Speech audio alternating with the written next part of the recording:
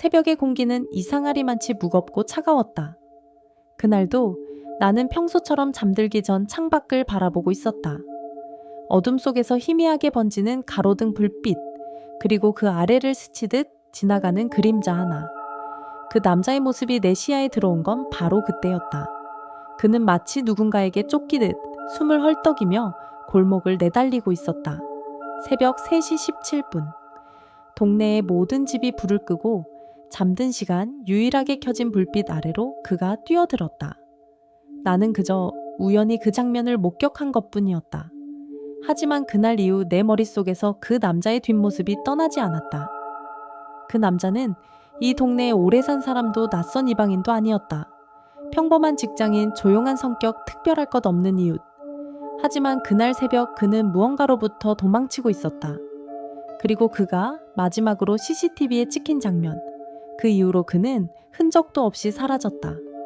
사람들은 그저 실종이라고 했다. 하지만 나는 그날 새벽의 공기와 그 남자의 표정, 그리고 그가 남긴 마지막 시선을 잊을 수 없었다. 이야기는 그날 새벽부터 시작된다. 그 남자의 이름은 박진수였다. 36, 결혼은 하지 않았고 부모님과도 멀리 떨어져 살았다. 평소엔 조용하고 인사도 잘하는 사람이었다. 동네 슈퍼에서 마주치면 가볍게 고개를 숙이고 가끔은 담배 한 갑을 사며 짧게 미소를 짓던 그런 사람이었다. 하지만 그날 이후 진수의 집은 텅 빈 껍데기처럼 변해버렸다. 현관문 앞엔 배달된 우유가 쌓여갔고 우편함엔 광고지와 고지서가 가득 찼다. 동네 사람들은 처음엔 대수롭지 않게 여겼다. 출장이라도 갔겠지, 혹은 잠시 여행을 떠난 거겠지. 하지만 시간이 흐를수록 이상한 소문이 돌기 시작했다. 누군가는 새벽에 진수의 집에서 이상한 소리를 들었다고 했다. 누군가는 그가 사라지기 전날 밤 창문 너머로 누군가와 다투는 듯한 목소리를 들었다고 했다. 그리고 그 CCTV 영상. 동네 골목 어귀에 설치된 낡은 CCTV 한 대. 그 영상 속에서 진수는 맨발로 잠옷 차림으로 무언가에 쫓기듯 뛰고 있었다. 그의 얼굴은 공포로 일그러져 있었고 뒤를 몇 번이나 돌아보며 숨을 몰아쉬었다. 하지만 영상에는 그를 쫓는 사람도 그림자도 아무것도 찍혀 있지 않았다. 진수는 골목을 빠져나가 어둠 속으로 사라졌다. 그게 그가 남긴 마지막 흔적이었다. 경찰이 수사를 시작했지만 별다른 단서는 나오지 않았다. 집 안에는 싸운 흔적도 침입의 흔적도 없었다. 진수의 휴대폰은 집에 그대로 있었고 지갑도 신분증도 모두 제자리에 있었다. 그저 그날 새벽. 진수는 이유도 모른 채 맨발로 집을 뛰쳐나갔다. 그리고 사라졌다. 시간이 조금씩 흘렀다. 진수의 실종은 점점 사람들의 기억에서 희미해져 갔다. 하지만 나는 그날 새벽의 이상한 기운을 잊을 수 없었다. 진수의 집 앞을 지날 때마다 문득 그가 마지막으로 남긴 시선이 떠올랐다. CCTV 영상 속 그가 골목 끝을 바라보던 그 눈빛. 어느 날 밤 나는 우연히 진수의 집 앞을 지나게 되었다. 창문은 굳게 닫혀 있었고 불은 꺼져 있었다. 그런데 그 순간 어디선가 미세한 소리가 들려왔다. 처음엔 바람 소리인 줄 알았다. 하지만 귀를 기울이니 분명히 집 안에서 무언가가 움직이는 소리였다. 나는 한참을 그 자리에 서 있었다. 그리고 그때였다. 진수의 집 창문 너머로 희미하게 무언가가 스쳐 지나갔다. 순간 등골이 오싹해졌다. 혹시 진수가 돌아온 걸까? 아니면 누군가가 그 집에 들어간 걸까? 나는 망설이다가 결국 경찰에 신고했다. 경찰이 도착했을 때 집안은 여전히 조용했다. 문을 열고 들어간 경찰은 집안을 샅샅이 뒤졌다. 하지만 아무도 없었다. 그저 진수의 방 한가운데에 놓인 낡은 탁자 위에 이상한 흔적이 남아있었다. 누군가 손톱으로 긁은 듯한 자국, 그리고 그 옆에 놓인 작은 쪽지 한 장. 쪽지에는 단 한 문장만이 적혀 있었다. 그가 온다. 경찰은 쪽지를 증거로 수거해 갔다. 하지만 그 이후로도 진수의 행방은 묘연했다. 동네 사람들은 점점 더 불안해졌다. 밤이 되면 진수의 집 근처를 아무도 지나가지 않았다. 그리고 이상한 일들이 하나둘씩 벌어지기 시작했다. 이상한 일들은 아주 사소한 것에서부터 시작됐다. 진수의 집 근처를 지날 때마다 누군가의 시선이 느껴진다는 사람들이 생겼다. 밤이면 창문 너머로 희미한 불빛이 깜빡거렸고 때로는 집 안에서 낮은 속삭임이 들린다는 소문도 돌았다.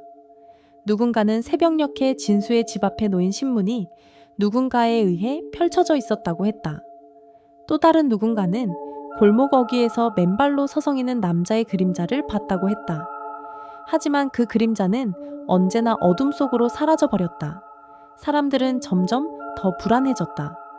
진수의 실종 이후 동네에는 알 수 없는 공포가 번져갔다. 아이들은 밤마다 악몽에 시달렸고 어른들은 이유 없이 잠을 설쳤다. 그리고 나 역시 그 불안에서 벗어날 수 없었다.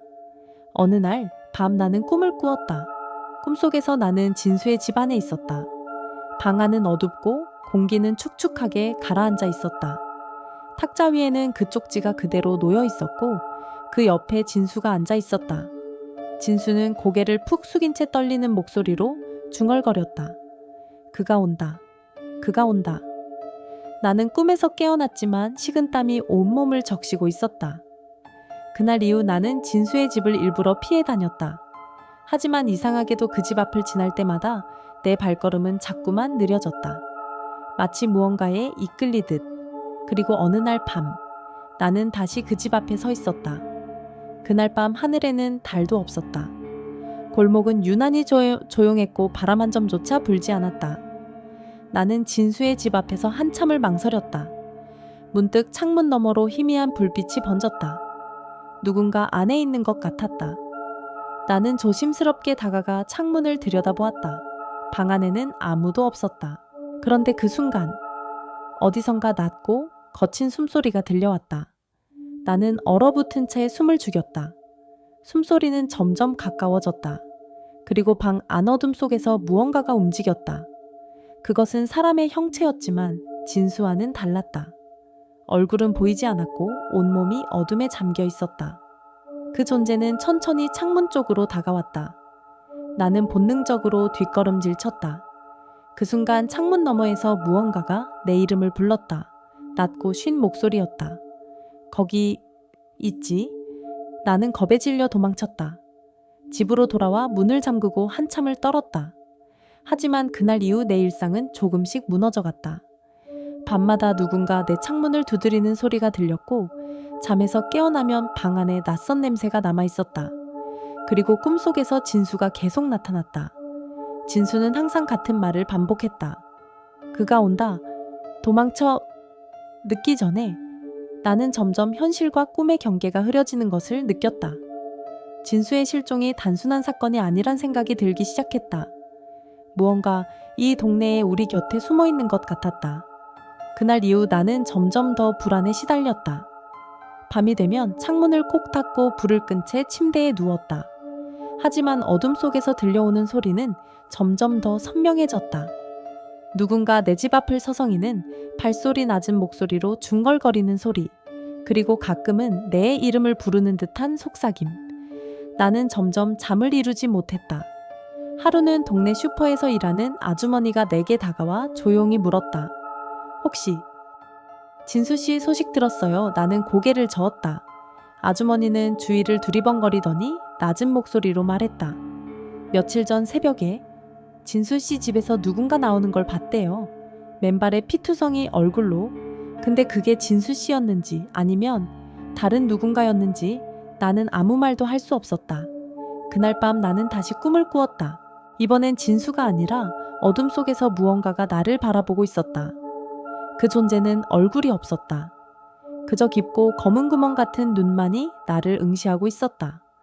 나는 꿈속에서 도망치려 했지만 몸이 움직이지 않았다. 그 존재가 내게 다가와 깊게 속삭였다. 진실을 보지 마. 돌아서지 마. 나는 비명을 지르며 잠에서 깨어났다. 식은땀에 젖은 채 한동안 숨을 고르며 앉아 있었다. 그때 내 휴대폰에 알 수 없는 번호로 문자가 도착했다. 그가 온다. 진수의 쪽지와 똑같은 문장이었다. 나는 휴대폰을 던져버리고 두 손으로 얼굴을 감쌌다. 이제 무언가가 정말로 다가오고 있다는 걸 느낄 수 있었다. 그날 이후 나는 집 밖으로 나가는 것도 두려워졌다. 낮에도 골목을 지날 때마다 누군가의 시선이 느껴졌다.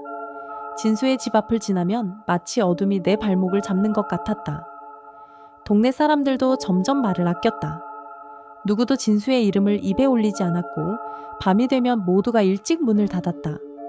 이상하게도 진수의 집 창문은 가끔씩 저절로 열려 있었다. 누군가 안에서 바깥을 바라보는 것 같았다. 나는 점점 미쳐가는 기분이었다. 밤마다 들려오는 속삭임 창문 너머로 느껴지는 시선, 그리고 꿈속에서 반복되는 진수의 경고. 그가 온다. 도망쳐 늦기 전에 나는 더 이상 견딜 수 없었다. 결국 나는 진수의 집으로 향했다. 모든 것을 끝내고 싶었다. 집 앞에 서자문이 살짝 열려 있었다. 나는 조심스럽게 안으로 들어갔다. 집 안은 어둡고 공기는 썩은 냄새로 가득했다. 탁자 위에는 여전히 쪽지가 놓여 있었다. 그리고 그 옆에 진수의 사진이 한 장 있었다. 사진 속 진수는 어딘가를 두려운 눈빛으로 바라보고 있었다. 나는 사진을 집어들었다. 그 순간 등 뒤에서 문이 쾅 닫혔다. 나는 소스라치게 놀라 뒤를 돌아봤다. 아무도 없었다. 하지만 어둠 속에서 누군가의 숨소리가 들려왔다. 나는 천천히 방 안을 둘러봤다. 그리고 그때 어둠 속에서 두 개의 눈동자가 나를 응시하고 있었다. 나는 숨을 쉴 수 없을 만큼 두려웠다. 그 눈동자는 인간의 것이라고는 믿기 힘들 만큼 깊고 차가웠다. 어둠 속에서 그것이 천천히 다가왔다. 발소리도 숨소리도 없이 마치 그림자처럼 미끄러지듯 나는 뒷걸음질치며 벽에 등을 붙였다. 그 존재는 내 앞에 멈춰 섰다. 그리고 낮고 쉰 목소리로 속삭였다. 왜 돌아왔지? 나는 대답할 수 없었다. 입술이 파르르 떨리고 심장은 미친 듯이 뛰었다. 그 존재는 내 얼굴을 들여다보았다.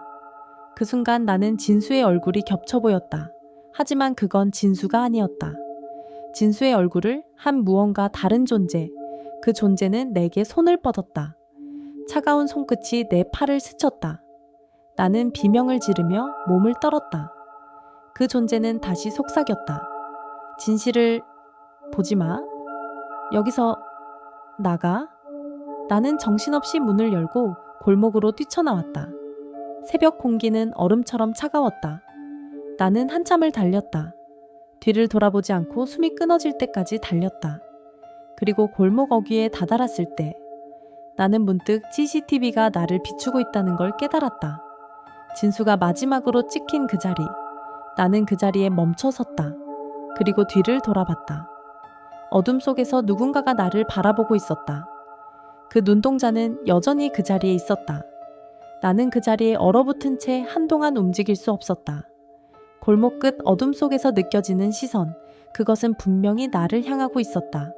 숨소리도 발소리도 들리지 않았다. 오직 그 깊은 어둠과 눈동자만이 내 존재를 꿰뚫고 있었다. 나는 천천히 뒷걸음질 쳤다. 하지만 발이 제대로 움직이지 않았다. 마치 바닥에 붙은 것처럼 몸이 점점 무거워졌다. 그때 내 머릿속에 진수의 목소리가 울렸다. 도망쳐 늦기 전에. 나는 온 힘을 다해 몸을 돌렸다. 그리고 다시 달리기 시작했다. 숨이 턱까지 차올랐고 가슴이 미어질 듯 아팠다. 하지만 멈출 수 없었다. 뒤에서 무언가가 따라오는 기분이 들었다. 발소리는 들리지 않았지만 차가운 기운이 내 대해 등 뒤를 스쳤다. 나는 집으로 돌아와 문을 잠갔다. 그리고 한참을 멍하니 앉아 있었다. 창밖을 바라보니 진수의 집 창문에 불이 켜져 있었다. 누군가 그 안에서 나를 바라보고 있었다. 나는 두 눈을 질끈 감았다. 이제 모든 것이 끝난 줄 알았다. 하지만 그날 밤, 내 휴대폰에 또다시 문자가 도착했다. 그가 온다. 나는 더 이상 도망칠 곳이 없다는 걸 그제야 깨달았다. 그날 이후 나는 완전히 달라졌다.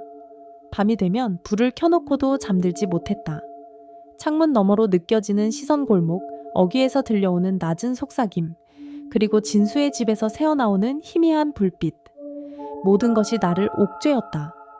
동네 사람들은 점점 더 조용해졌다. 누구도 밤에 밖에 나가지 않았고 진수의 집 근처는 금기처럼 여겨졌다.